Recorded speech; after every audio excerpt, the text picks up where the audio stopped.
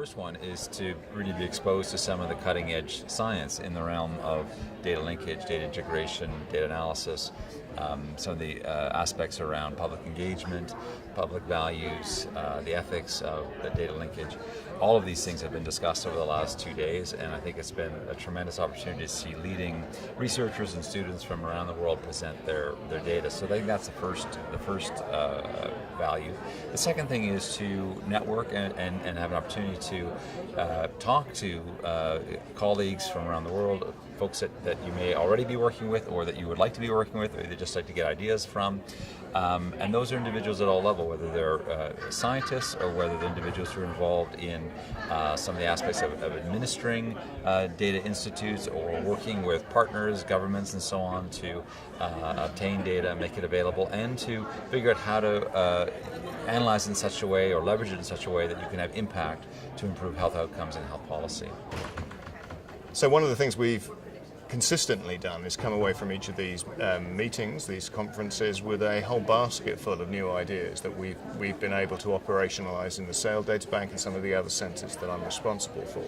And I also like to think that some other delegates have heard what we've been doing and have been able to take some stuff home too. It's been absolutely invaluable, both in the practical sense of ideas that we can use, but also in terms of the relationships that we can build and the people we can continue to work with over the intervening period between conferences. The two biggest projects that I lead, one is on public engagement and the other is on privacy preserving record linkage.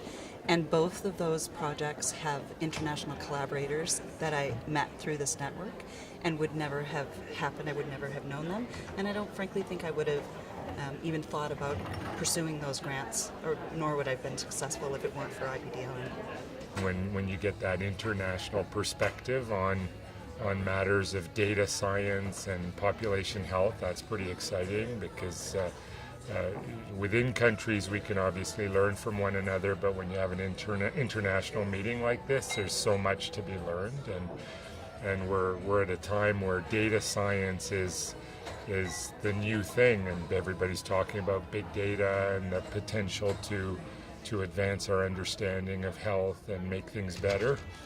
Now is the time to really have this kind of conference. I think the role of IPDLN in that data linkage is really in helping to communicate the ideas, to be a vehicle for communication, to be sort of that space where we can come together and have these conversations. So even within Canada, we have Indigenous groups within Canada all grappling with these issues of population data linkage and how we do that linkage in safe, respectful ways that respect Indigenous data sovereignty. And we don't have space always for those conversations. So having the space here to do it at a conference like this and within a network, and also to communicate that out is just invaluable. It's my favorite meeting. I try never to miss it. And it's particularly important because I do data linkage. I do maternal and child health. That's my real area. And I've developed linked data systems.